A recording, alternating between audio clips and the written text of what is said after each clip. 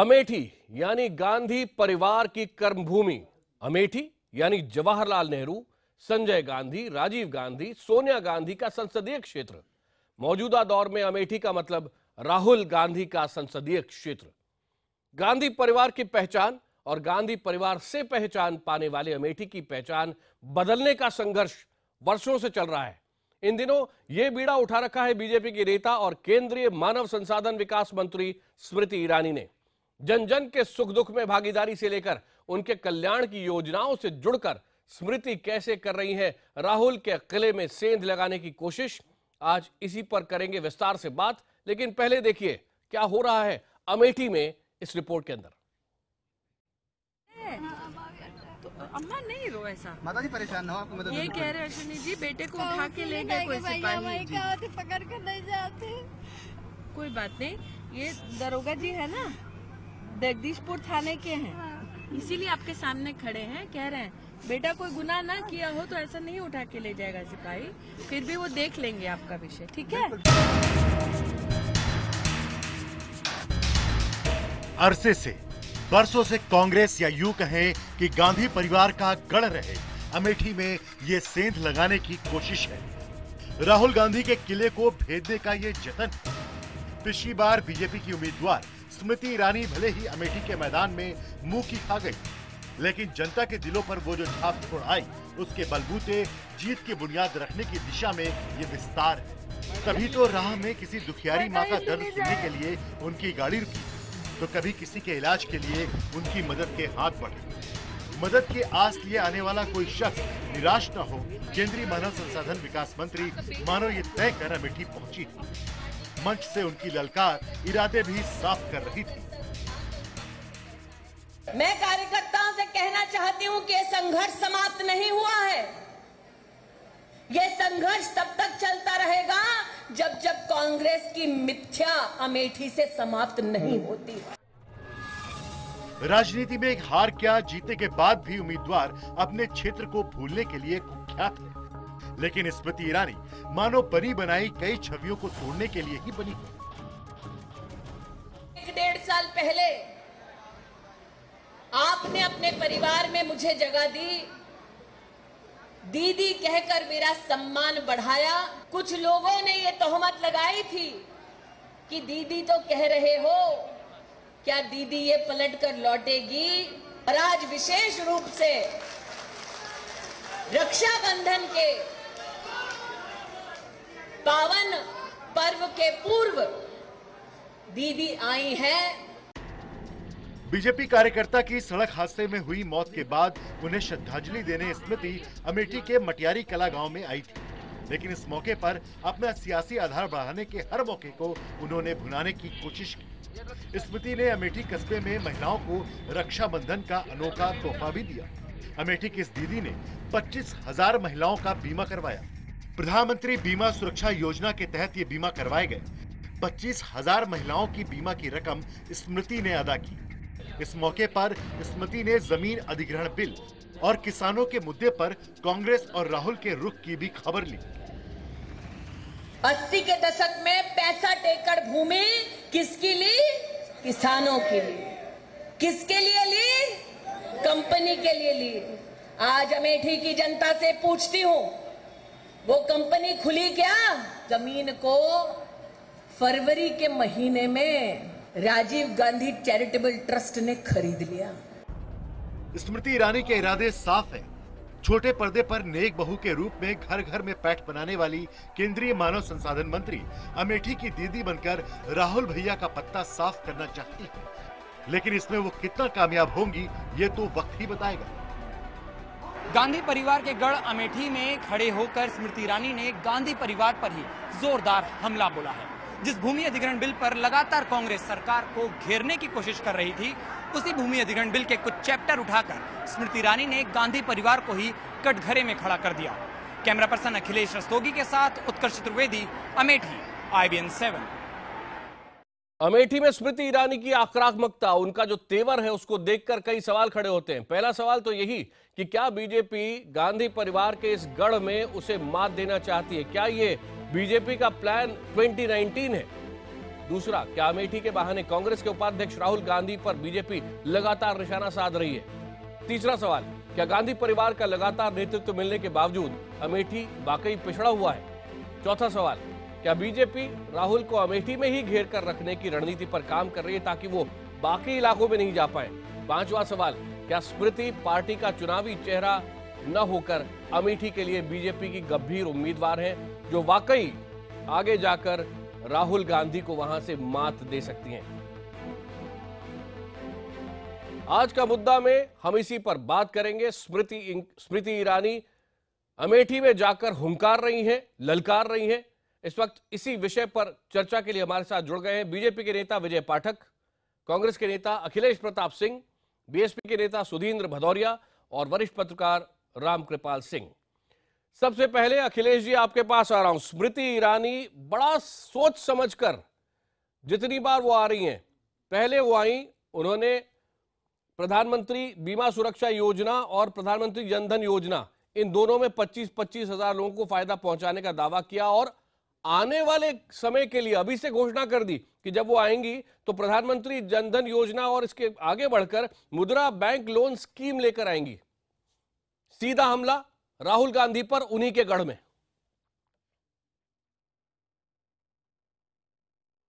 क्या जानना चाहते हैं आप? आपसे ये समझना चाहता हूं, कांग्रेस को चिंता है या आपको लगता है कि आपका जनाधार बिल्कुल भी खिसका नहीं है? नहीं, आपको थोड़ी बहुत प्रसन्नता लग रही है। अभी जो पैकेज है वो देखा मैंने, लेकिन मैं आपको बता दूं कि अमेठी वो जगह है कि जिसको कहीं सुर्खियां नहीं मिलती हैं, कहीं स्थान नहीं मिलता है कहीं चर्चा में आने के लिए, तो अमेठी आ जाने में वो 1-2-4 लाइन कहीं छप और दिख जाते हैं। जिस स्मृति ईरानी के लिए उनके पक्ष में भाजपा का कोई नेता नहीं मिलता है पूरे देश में, आप उस स्मृति ईरानी के लिए इतने तत्पर और आतुर हैं। मैं आपको बता दूं, इसी अमेठी में माननीय काशीराम जी से लेकर के शरद यादव जी से लेकर के फहरिस्त है बड़ी लंबी, महात्मा जी के, गांधी जी के परपौत्र से लेकर के ये परिवार है, अमेठी परिवार है। यहाँ पे राजनीतिक रिश्ते नहीं हैं। प्रयास करते रहे, बहुत लोग प्रयास किए, एकाध दो घंटों के लिए कहीं मीडिया में जगह पा जाएंगे स्मृति जी, उससे ज्यादा और कुछ नहीं। जो भाजपा की दीदी है माननीय स्मृति जी, इससे ज्यादा कुछ नहीं है। मैं इनकी स्मृति को याद दिलाना चाहता हूँ कि अतीत देख लें, वर्तमान देख लें, यही दोहराएगा भविष्य। कहीं कोई स्थान नहीं, कहीं कोई पूछ नहीं है। अखिलेश जी, अभी आप जब बोल रहे थे ना, मैंने एक शब्द भी नहीं बोला, क्योंकि जब आप ये कह रहे थे आपके चेहरे पे अलग चमक थी, आपकी बात में एक धमक थी। विजय पाठक जी, पूरी तरह से कांग्रेस संतुष्ट है कि ये इलाका हमारा है, हमने यहाँ काम किया है और ये 3 पीढ़ियों वाला इलाका है, यहाँ कोई हमें मात नहीं दे पाया। स्मृति ईरानी क्या कोशिश कर रही हैं? नहीं, ठीक बात है, संतुष्ट होना भी चाहिए और अपनी अपनी कॉन्स्टिट्यूंसी के ऊपर संतुष्ट होना चाहिए। लेकिन यह तथ्य भी है कि राहुल जी अमेठी में यदि जीत पाए तो समाजवादी पार्टी के समर्थन से ही जीत पाए। सोनिया जी भी संसद में गई तो इस बार समाजवादी पार्टी ने वहां उनको समर्थन दिया, समर्पण दिया। इसीलिए जब कांग्रेस के लोग राज्य की सरकार पर संघर्ष करते हैं, लाठी खाते हैं, राहुल जी उतरते लखनऊ हैं, जाते अमेठी हैं, लेकिन उनका न तो उनसे मिलते हैं न हालचाल लेते हैं, क्योंकि राज्य सरकार के भरोसे जो राज्य में समाजवादी पार्टी की सरकार है उसके समर्थन से वो संसद में पहुंचे हैं। तो अमेठी के चुनाव का क्या रहा, और स्वाभाविक रूप से हम सकारात्मक राजनीति कर रहे हैं। स्मृति ईरानी जी राहुल जी के सामने उम्मीदवार थी, चुनाव वो हार गई, लेकिन जिन लोगों के बीच में थी, अगर संसदीय क्षेत्र में लगातार उनका जाना हो रहा है, 25,000 लोगों का पहले उन्होंने बीमा कराया, इस बार 25,000 लोगों के जो सुरक्षा बीमा है महिलाओं के लिए स्पेशली किया, खाद की रैक लगवाई, जो वहां की समस्याएं हैं उन समस्याओं को अपने आत्मसात करती हैं।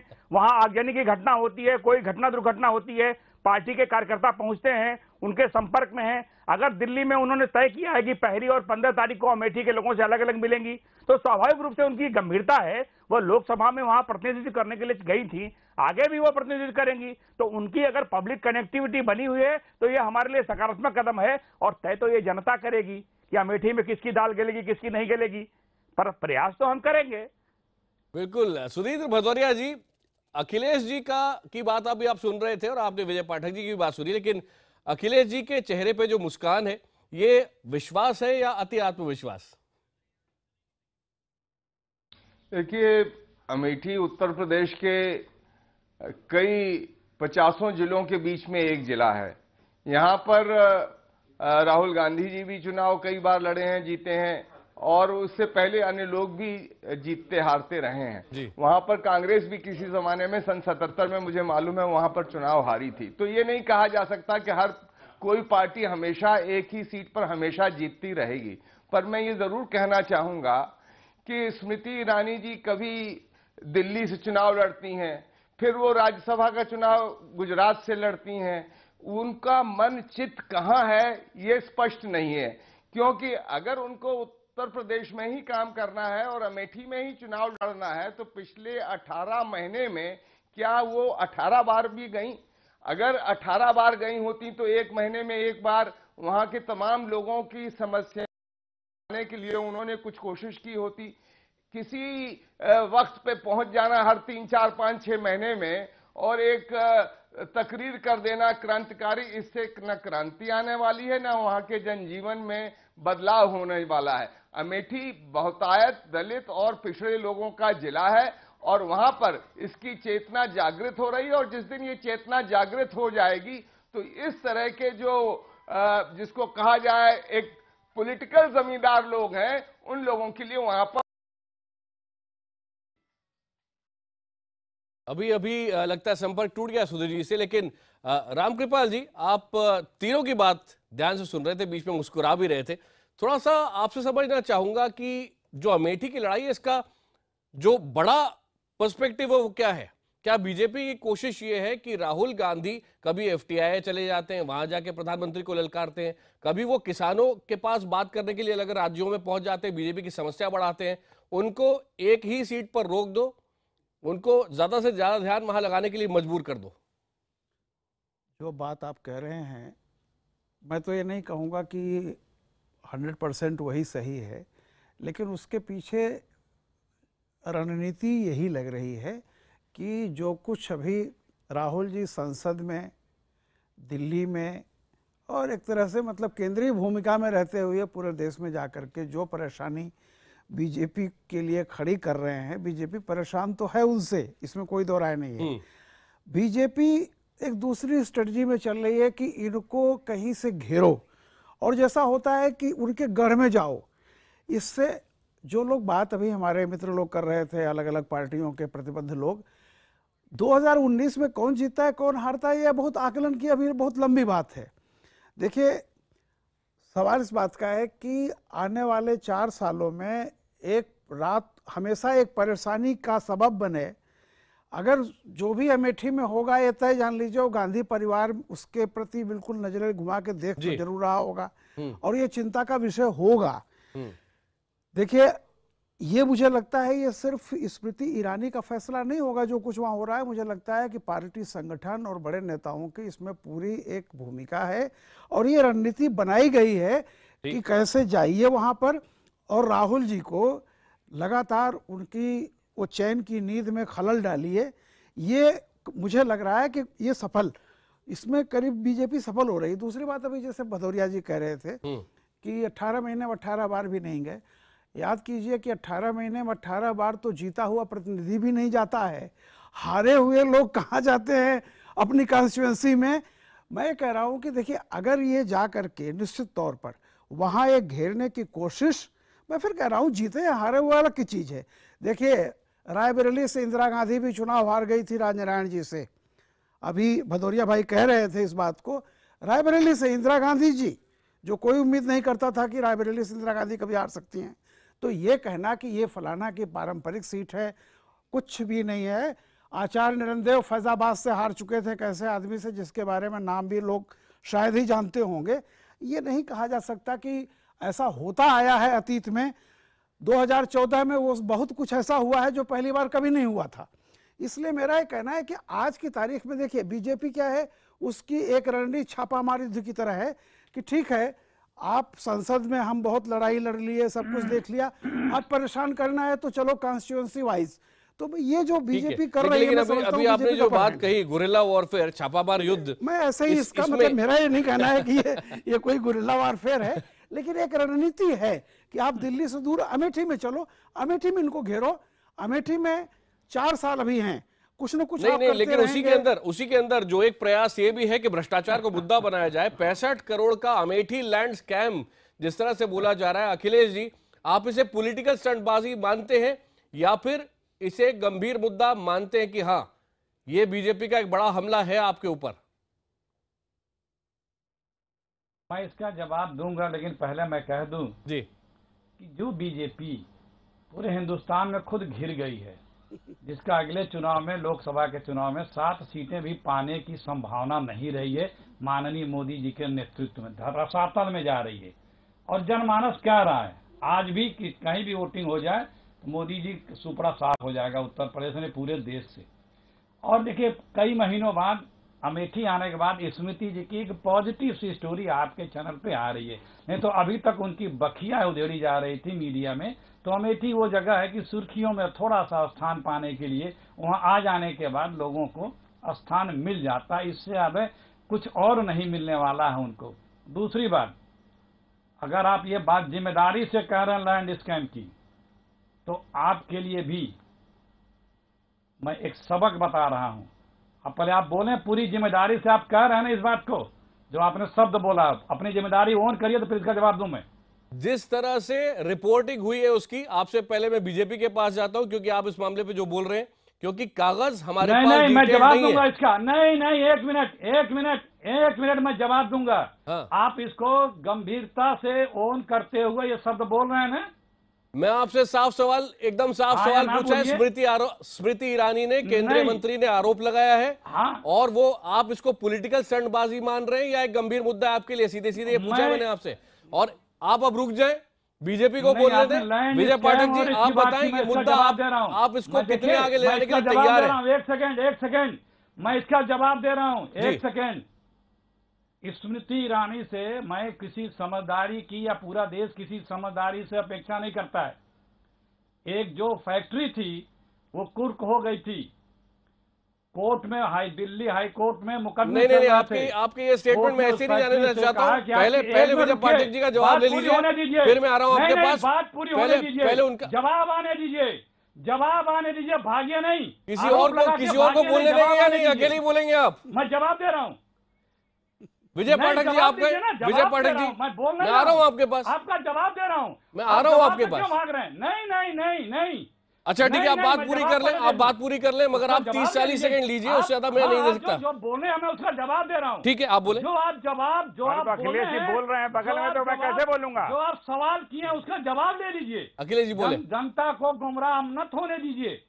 हाँ, मैं वही कह रहा हूं कि वो हाई कोर्ट ने कहा कि इसका जो बकायादार लोगों का भुगतान करना है, तो उनकी जमीन जो थी वो हाई कोर्ट ने ऑक्शन की।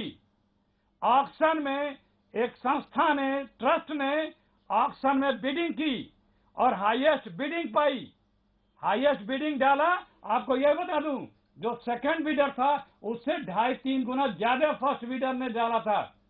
कैसे आप ये आरोप लगा दिए किसानों की जमीन और लैंड ग्रैबिंग? विजय पाठक जी, विवेक ये सवाल बीजेपी से ज्यादा है, क्योंकि आप इस मुद्दे को कितनी दूर तक ले जाना चाहते हैं।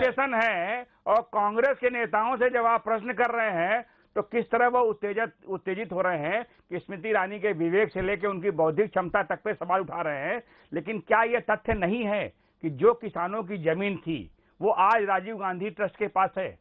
इस तथ्य से इनकार नहीं कर रहे हैं। किस तरह से आई? नहीं, वो जमीन तो वो इंडस्ट्री की जमीन। अरे वो इंडस्ट्री की जमीन जब ली गई तो किसानों की से ही तो इंडस्ट्री, किसानों से ही जमीन, यही बात तो मैं कह रहा हूँ।